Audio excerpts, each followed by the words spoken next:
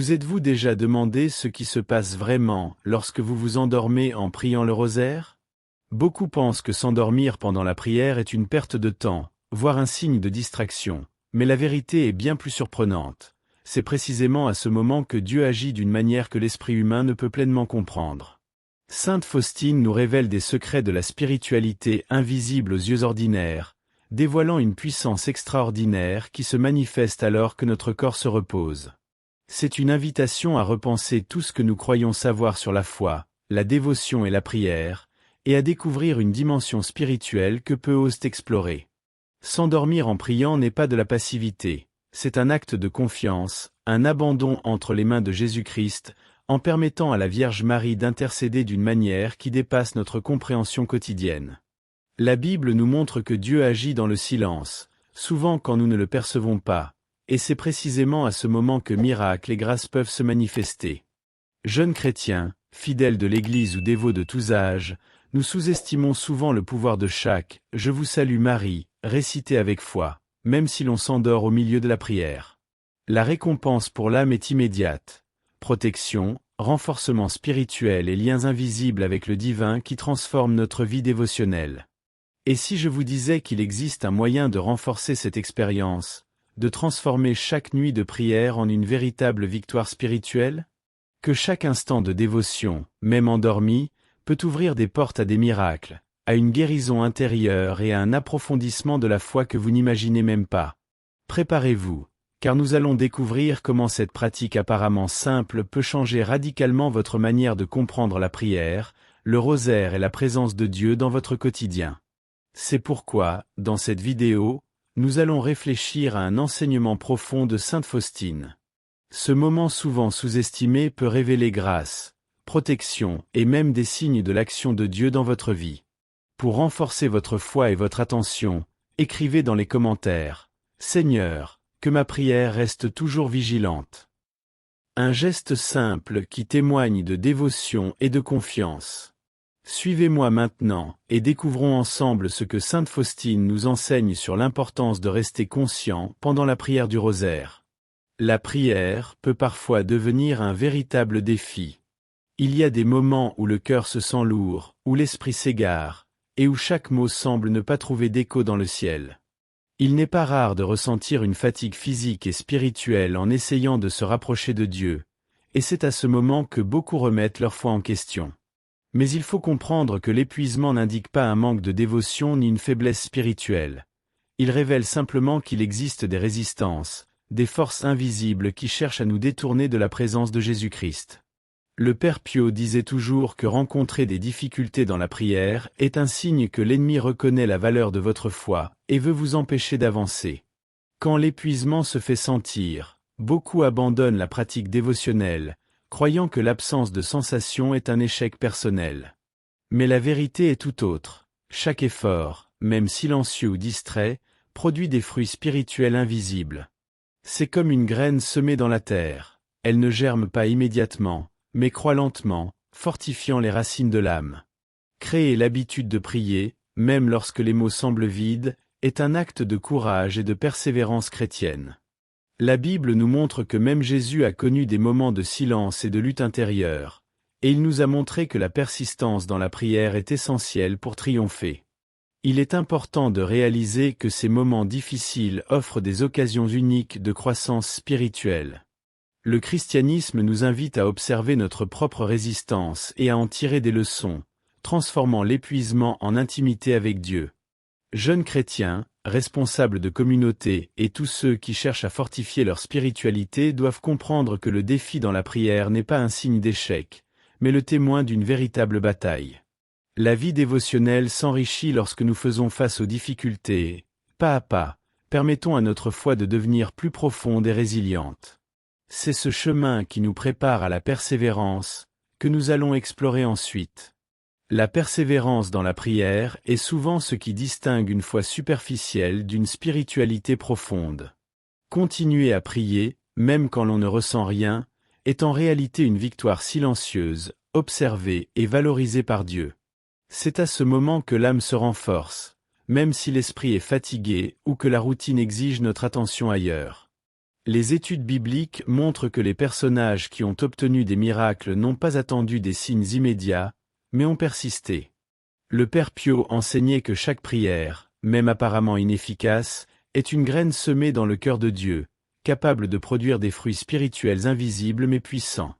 Pour mettre cela en pratique, il suffit de créer une habitude quotidienne, même brève. Un jeune chrétien peut, par exemple, consacrer 5 minutes le matin à une prière silencieuse avant de commencer la journée. Ou lors d'un culte ou d'un sermon, même si l'esprit tend à s'égarer, rester concentré sur un moment d'adoration est déjà un acte de persévérance. Cette constance crée une discipline spirituelle qui protège contre les distractions et renforce la connexion avec Jésus-Christ. Même de petites prières, faites avec intention pendant des tâches quotidiennes comme la vaisselle ou la marche, comptent véritablement.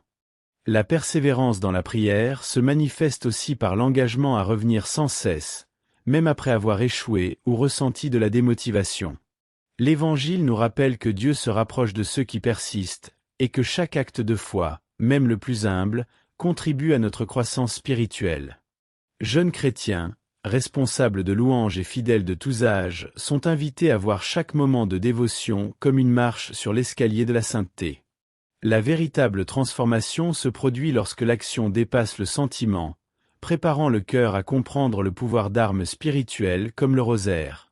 Le rosaire va bien au-delà de la simple répétition d'Ave Maria. C'est en réalité une épée spirituelle, capable de protéger l'âme et de fortifier la foi. Chaque prière prononcée avec dévotion résonne dans le royaume spirituel, érigeant des barrières contre l'ennemi et ouvrant des canaux de grâce et de bénédiction. Le Père Pio avertissait que négliger le rosaire, ce n'est pas seulement délaisser une tradition, mais perdre un outil puissant de combat spirituel. Quand jeunes chrétiens et fidèles méditent sur les mystères, ils ne répètent pas simplement des mots. Ils accordent leur cœur à la Vierge Marie et à Jésus-Christ, permettant à la spiritualité de devenir une force tangible dans la vie quotidienne. Pratiquer le rosaire demande présence et intention. Il ne s'agit pas d'un rituel mécanique, mais d'un dialogue intime avec Dieu et Marie. Par exemple, au cours de la journée, on peut réserver des instants de silence à la maison ou à l'église, tenant le rosaire et méditant sur chaque mystère, imaginant la vie du Christ et de Marie. Ce geste simple transforme la prière en une protection réelle. Les études bibliques montrent que la persistance dans la dévotion apporte paix, clarté et discernement. La spiritualité s'épanouit lorsque les mots sont non seulement prononcés, mais ressentis, faisant du rosaire un bouclier contre les doutes, les distractions et les attaques spirituelles. De plus, le rosaire relie la communauté chrétienne. Partager des témoignages de foi sur les miracles et les grâces obtenues par cette pratique inspire les autres à persévérer. La prière collective, lors de cultes ou d'études bibliques, renforce le pouvoir spirituel de la prière individuelle, créant un courant de foi et d'adoration. La véritable force du rosaire réside dans l'union entre action, intention et dévotion. C'est là que la spiritualité devient concrète et transformatrice, ouvrant le chemin pour comprendre le silence de Dieu et approfondir la foi. Le silence de Dieu est souvent mal compris. Beaucoup pensent qu'une absence de réponse équivaut à un abandon, mais c'est en réalité un appel à la maturation de la foi. Des personnages bibliques comme Job, les disciples ou même Jésus sur la croix ont connu des moments de silence profond, et c'est dans cet espace que leur foi s'est consolidée. Le Père Pio enseignait que la vraie foi se manifeste précisément lorsqu'aucun signe immédiat n'apparaît, lorsqu'aucune parole n'est entendue et qu'aucune émotion ne se fait sentir. Ce silence met l'âme au défi de se concentrer sur l'essentiel, la confiance en Dieu, la dévotion quotidienne et la persévérance dans la prière. Pour traverser ces périodes, il est utile de créer des pratiques dévotionnelles qui renforcent la patience et la connexion spirituelle. Un jeune chrétien peut méditer sur des passages bibliques relatant des épreuves de foi, ou participer à des études bibliques sur le silence et la confiance en Dieu. Des moments d'adoration, de louange et de prière silencieuse, même sans sensation apparente, développent la résilience spirituelle.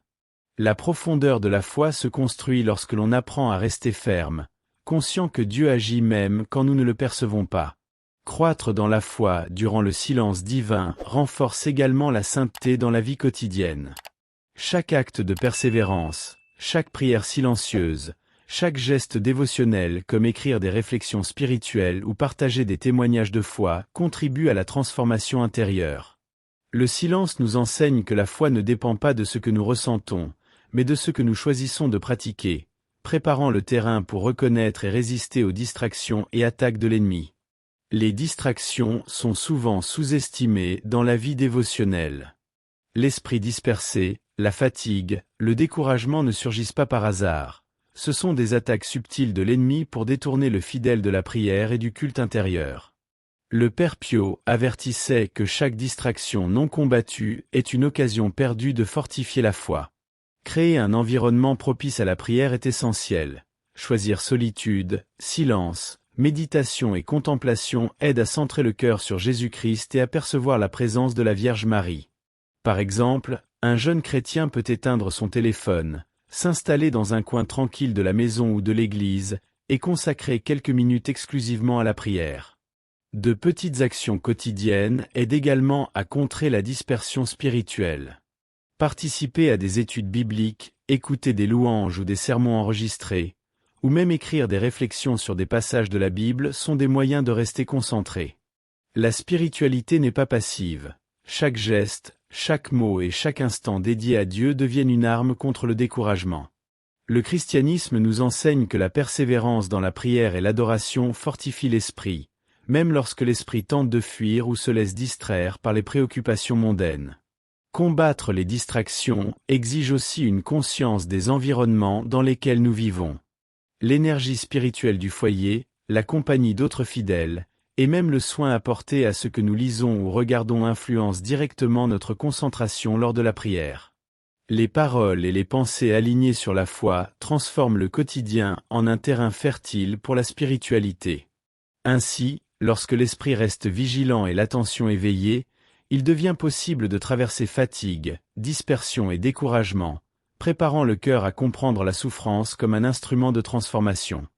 La souffrance, bien qu'indésirable, porte en elle une puissante opportunité de croissance spirituelle. Accepter les épreuves de la vie et les douleurs du quotidien n'est pas de la résignation, mais un chemin de purification et d'union avec le Christ. Le Père Pio enseignait que la douleur bien comprise fortifie l'âme et rapproche le fidèle de la sainteté, transformant les expériences pénibles en apprentissage dévotionnel. La Bible regorge d'exemples, des personnages qui, face aux tribulations, ont gardé leur foi, trouvé la force de témoigner de miracles et inspiré d'autres à persévérer. Il est également essentiel de comprendre que les mots et les pensées influencent directement notre expérience spirituelle. Un jeune chrétien, par exemple, confronté à une difficulté, peut recourir à la prière du rosaire, à la lecture de passages bibliques sur la persévérance ou à la participation à des cultes et études bibliques, cherchant à se rapprocher de Dieu. Cette pratique ne soulage pas seulement la souffrance, elle transforme notre regard sur les défis, révélant en eux une opportunité de croissance, de renforcement de la foi et de mise en pratique concrète de la spiritualité. La souffrance ne doit donc pas être vue comme une punition, mais comme un instrument de maturation de la foi. Chaque expérience douloureuse, vécue avec conscience chrétienne, se reflète dans la vie quotidienne, rendant le cœur plus résilient et la prière plus intense. Les témoignages de ceux qui ont surmonté de grandes épreuves sont des exemples vivants de la façon dont la douleur peut se transformer en transformation intérieure. C'est là que nous comprenons l'importance des mots et de la confession, outils essentiels pour maintenir la foi vivante et active. Les mots possèdent une force bien au-delà de ce que l'on imagine. Prononcés avec foi, ils deviennent des instruments de transformation spirituelle, capables d'écarter le découragement, de fortifier l'âme et de générer des changements concrets dans la vie quotidienne. Le Père Pio enseignait que confesser ses péchés n'est pas seulement un acte d'humilité, mais un puissant moyen de libération spirituelle. La confession fortifie le cœur, soulage la conscience et crée un espace où la présence de Jésus-Christ peut se manifester plus intensément dans la vie dévotionnelle. Pratiquer la confession et utiliser des paroles de foi est également un exercice de discipline spirituelle. Un jeune chrétien peut, par exemple, consacrer chaque jour un moment à prier à voix haute, exprimant gratitude, louange et intention spécifiques. Participer à des cultes, études bibliques ou moments d'adoration, même brefs, permet que chaque mot se transforme en force. L'action n'est pas simplement symbolique. Parler avec intention, confesser, prier et déclarer sa foi active la spiritualité, rendant l'évangile vivant et ressenti, et non seulement étudié. De plus, la confession et la prière influencent directement l'environnement et les relations. Une parole prononcée avec foi, une confession sincère ou un témoignage partagé à l'église ou lors d'une étude biblique fortifie non seulement celui qui parle, mais aussi celui qui écoute. Le christianisme nous enseigne que l'action et le changement sont essentiels pour que la foi devienne vivante.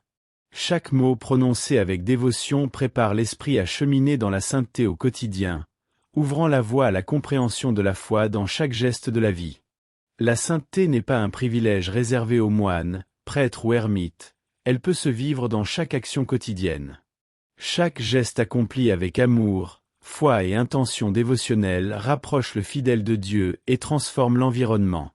Le Père Pio enseignait que de petites actions quotidiennes, comme aider son prochain, prier au réveil ou remercier tout au long de la journée, sont des expressions concrètes de spiritualité. La vie dévotionnelle devient ainsi une expérience pratique. Le christianisme se manifeste non seulement dans le culte, mais dans la manière de vivre, dans le soin apporté à la famille, le respect des autres et le témoignage de foi partagée. Pratiquer la sainteté au quotidien demande conscience et attention aux détails. Les jeunes chrétiens peuvent, par exemple, choisir de prononcer des paroles d'encouragement, participer à des études bibliques, écouter des louanges ou s'engager dans de petites actions de générosité. Chaque geste, même minime, lorsqu'il est accompli avec intention spirituelle, fortifie la foi, crée une routine dévotionnelle et établit des habitudes de prière continue. La spiritualité n'est pas seulement théorique, elle est pratique, et sa force se manifeste lorsque la foi se traduit en actions concrètes, transformant pensée, parole et comportement. Vivre dans la sainteté influence également positivement la communauté environnante. Les témoignages de foi, les actes de bonté et la participation à des cultes ou études bibliques créent un courant spirituel qui inspire les autres à persévérer. Chaque geste quotidien de dévotion renforce non seulement sa propre foi, mais aussi l'environnement dans lequel on vit, rendant la spiritualité tangible et perceptible. Cette pratique constante prépare le cœur à reconnaître les miracles et à partager ses expériences. Partager des expériences de miracles et de grâce reçues renforce de façon extraordinaire la foi collective. Chaque témoignage, que ce soit lors d'un culte, d'une étude biblique ou même d'une conversation entre jeunes chrétiens, inspire la persévérance et la confiance en Dieu. Le Père Pio soulignait toujours que le silence sur les miracles empêche les autres de voir le pouvoir de Dieu en action. Ainsi, partager des histoires de guérison, de dépassement ou de transformation spirituelle n'est pas un acte de vanité, mais un moyen d'évangélisation qui éveille l'espérance et fortifie la spiritualité d'autrui.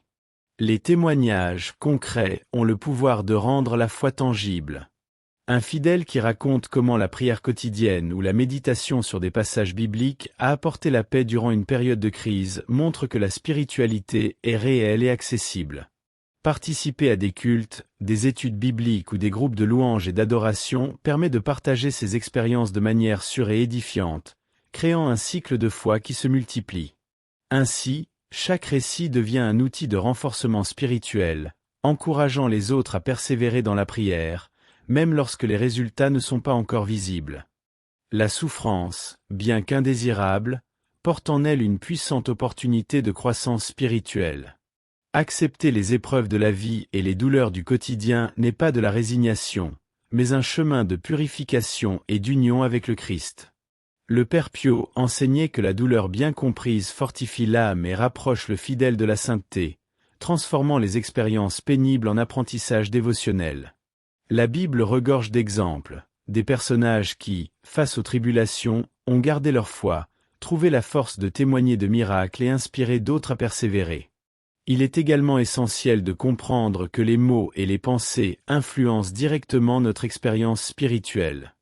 Un jeune chrétien, par exemple, confronté à une difficulté, peut recourir à la prière du rosaire, à la lecture de passages bibliques sur la persévérance ou à la participation à des cultes et études bibliques, cherchant à se rapprocher de Dieu. Cette pratique ne soulage pas seulement la souffrance, elle transforme notre regard sur les défis, révélant en eux une opportunité de croissance, de renforcement de la foi et de mise en pratique concrète de la spiritualité. La souffrance ne doit donc pas être vue comme une punition, mais comme un instrument de maturation de la foi. Chaque expérience douloureuse, vécue avec conscience chrétienne, se reflète dans la vie quotidienne, rendant le cœur plus résilient et la prière plus intense. Les témoignages de ceux qui ont surmonté de grandes épreuves sont des exemples vivants de la façon dont la douleur peut se transformer en transformation intérieure. C'est là que nous comprenons l'importance des mots et de la confession, outils essentiels pour maintenir la foi vivante et active. Les mots possèdent une force bien au-delà de ce que l'on imagine. Prononcés avec foi, ils deviennent des instruments de transformation spirituelle, capables d'écarter le découragement, de fortifier l'âme et de générer des changements concrets dans la vie quotidienne. Le Père Pio enseignait que confesser ses péchés n'est pas seulement un acte d'humilité, mais un puissant moyen de libération spirituelle. La confession fortifie le cœur, soulage la conscience et crée un espace où la présence de Jésus-Christ peut se manifester plus intensément dans la vie dévotionnelle. Pratiquer la confession et utiliser des paroles de foi est également un exercice de discipline spirituelle. Un jeune chrétien peut, par exemple, consacrer chaque jour un moment à prier à voix haute, exprimant gratitude, louange et intention spécifiques. Participer à des cultes, études bibliques ou moments d'adoration, même bref, permet que chaque mot se transforme en force. L'action n'est pas simplement symbolique. Parler avec intention, confesser, prier et déclarer sa foi active la spiritualité, rendant l'évangile vivant et ressenti, et non seulement étudié. De plus, la confession et la prière influencent directement l'environnement et les relations. Une parole prononcée avec foi, une confession sincère ou un témoignage partagé à l'église ou lors d'une étude biblique fortifie non seulement celui qui parle, mais aussi celui qui écoute. Le christianisme nous enseigne que l'action et le changement sont essentiels pour que la foi devienne vivante. Chaque mot prononcé avec dévotion prépare l'esprit à cheminer dans la sainteté au quotidien, ouvrant la voie à la compréhension de la foi dans chaque geste de la vie. La sainteté n'est pas un privilège réservé aux moines, prêtres ou ermites, elle peut se vivre dans chaque action quotidienne. Chaque geste accompli avec amour, foi et intention dévotionnelle rapproche le fidèle de Dieu et transforme l'environnement. Le Père Pio enseignait que de petites actions quotidiennes, comme aider son prochain, prier au réveil ou remercier tout au long de la journée, sont des expressions concrètes de spiritualité. La vie dévotionnelle devient ainsi une expérience pratique. Le christianisme se manifeste non seulement dans le culte, mais dans la manière de vivre, dans le soin apporté à la famille, le respect des autres et le témoignage de foi partagée. Pratiquer la sainteté au quotidien demande conscience et attention aux détails. Les jeunes chrétiens peuvent, par exemple, choisir de prononcer des paroles d'encouragement, participer à des études bibliques, écouter des louanges ou s'engager dans de petites actions de générosité. Chaque geste, même minime, lorsqu'il est accompli avec intention spirituelle, fortifie la foi, crée une routine dévotionnelle et établit des habitudes de prière continue. La spiritualité n'est pas seulement théorique, elle est pratique, et sa force se manifeste lorsque la foi se traduit en actions concrètes, transformant pensée, parole et comportement. Vivre dans la sainteté influence également positivement la communauté environnante. Les témoignages de foi, les actes de bonté et la participation à des cultes ou études bibliques créent un courant spirituel qui inspire les autres à persévérer. Chaque geste quotidien de dévotion renforce non seulement sa propre foi, mais aussi l'environnement dans lequel on vit, rendant la spiritualité tangible et perceptible. Cette pratique constante prépare le cœur à reconnaître les miracles et à partager ses expériences. Partager des expériences de miracles et de grâce reçues renforce de façon extraordinaire la foi collective. Chaque témoignage, que ce soit lors d'un culte, d'une étude biblique ou même d'une conversation entre jeunes chrétiens, inspire la persévérance et la confiance en Dieu. Le Père Pio soulignait toujours que le silence sur les miracles empêche les autres de voir le pouvoir de Dieu en action. Ainsi, partager des histoires de guérison, de dépassement ou de transformation spirituelle n'est pas un acte de vanité, mais un moyen d'évangélisation qui éveille l'espérance et fortifie la spiritualité d'autrui. Les témoignages concrets ont le pouvoir de rendre la foi tangible. Un fidèle qui raconte comment la prière quotidienne ou la méditation sur des passages bibliques a apporté la paix durant une période de crise montre que la spiritualité est réelle et accessible. Participer à des cultes, des études bibliques ou des groupes de louanges et d'adoration permet de partager ces expériences de manière sûre et édifiante, créant un cycle de foi qui se multiplie. Ainsi, chaque récit devient un outil de renforcement spirituel, encourageant les autres à persévérer dans la prière, même lorsque les résultats ne sont pas encore visibles. Apprendre de son histoire renforce la persévérance, enseigne la confiance dans l'action silencieuse de Dieu et encourage à transformer la foi en pratique quotidienne. Sainte Faustine nous montre que la véritable spiritualité se vit, se ressent et se partage, et que chaque acte dévotionnel est un pas concret vers la sainteté.